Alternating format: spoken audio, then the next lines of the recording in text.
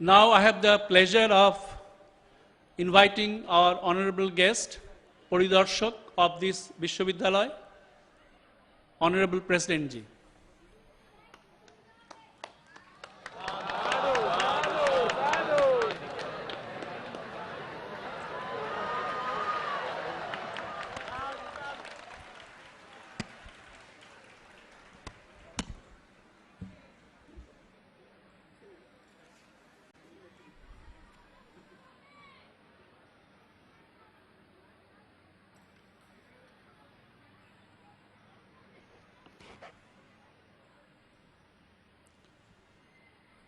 Governor of West Bengal, Sri Jagdeep Dhankar ji, Vice Chancellor Professor Vidyut Chakrabarti ji,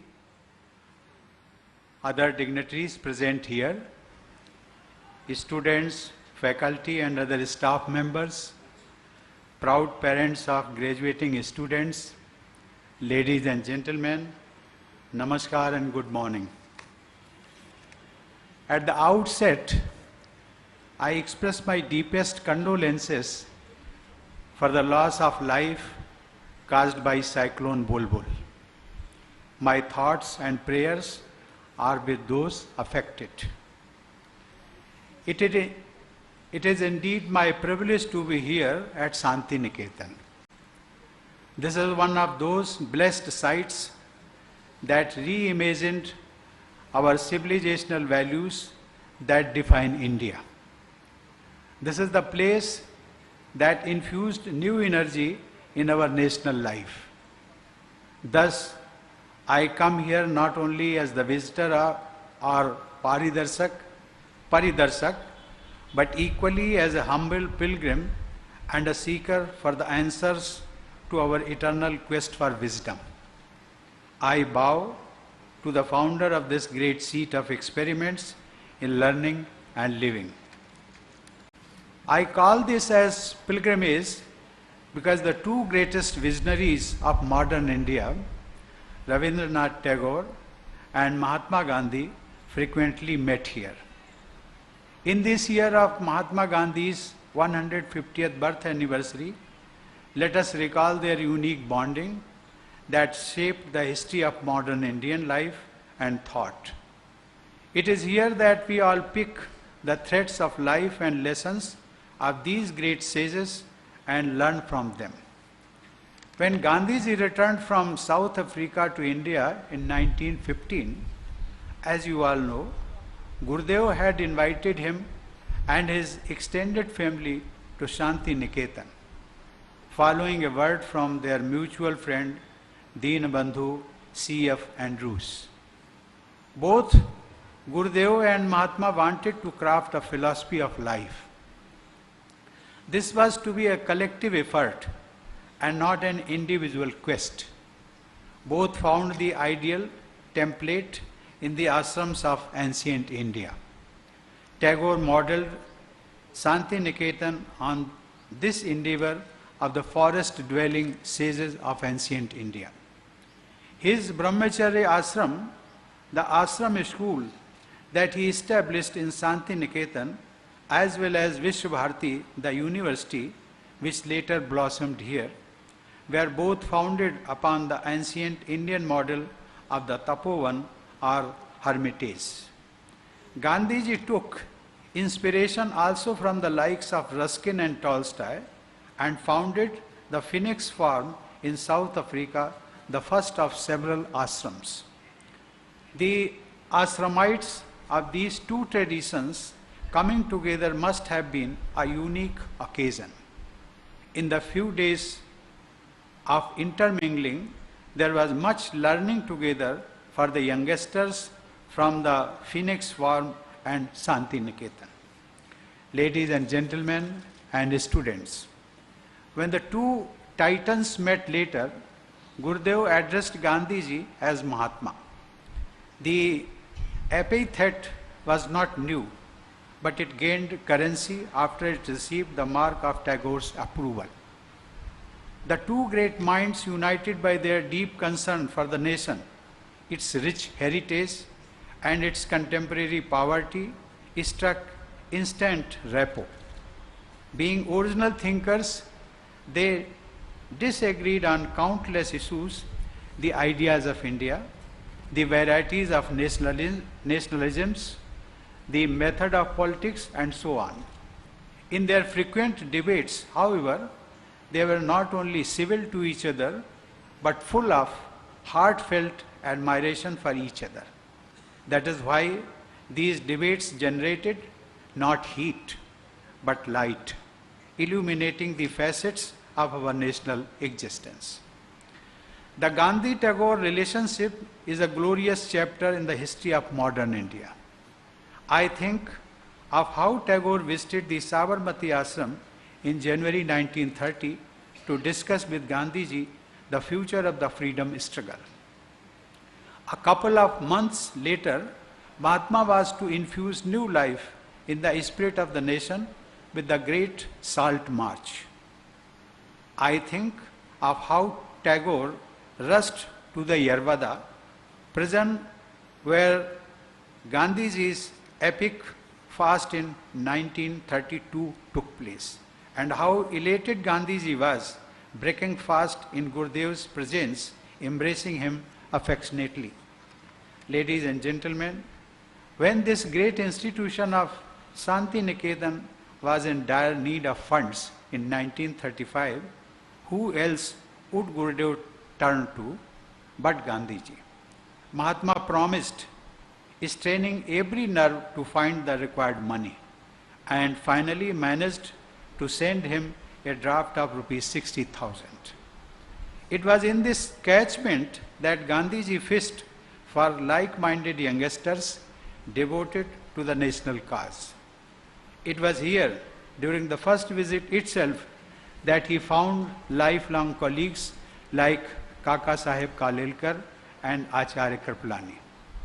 Not surprisingly, when Gandhiji founded a national university in Ahmedabad, the Gujarat Vidyapith, the two persons he most relied upon were originally Santiniketan dwellers.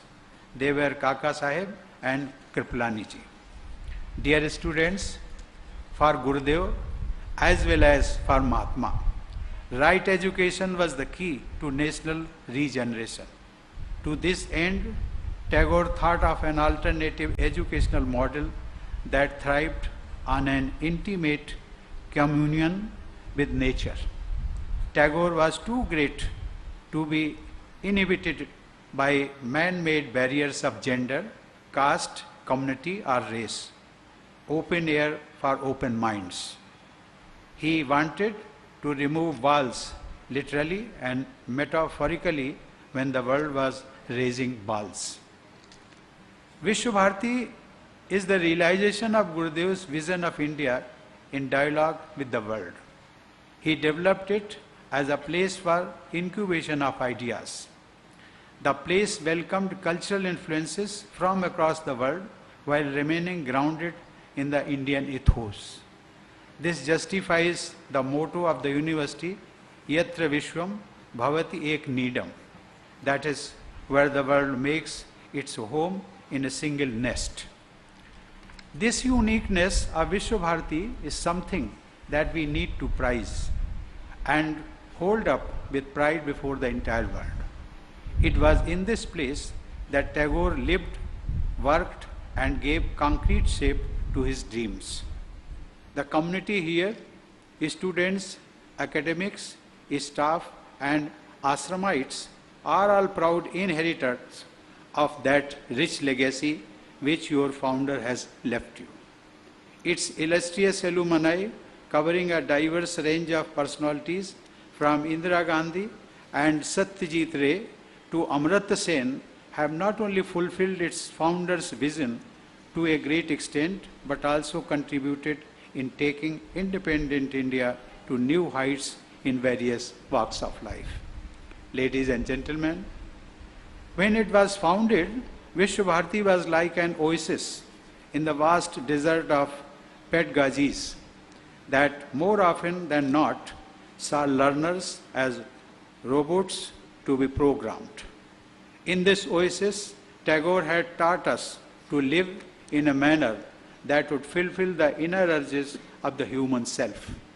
For this purpose, he felt it necessary not only to train the minds of the students through disciplines like philosophy, literature, or history, but also to engage their souls with music and painting and fine arts.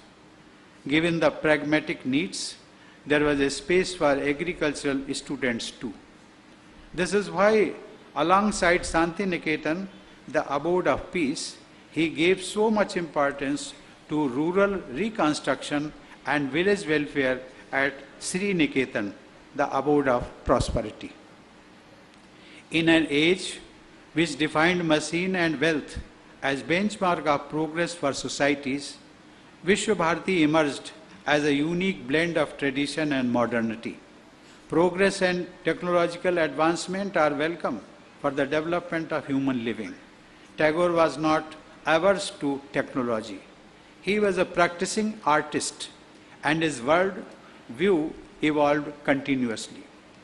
But the welfare of humanity was always uppermost in his mind. The problem arises when such concerns for human well-being are relegated to the background and when the machine is allowed to gain predominance. So while changes for the good of humanity are always welcome, caution has to be exercised in weeding out mindless measures that may threaten to swamp that basic concern in the name of progress. The devouring sands of the deserts have to be pushed back firmly and the greenness of the oasis preserved with tender care.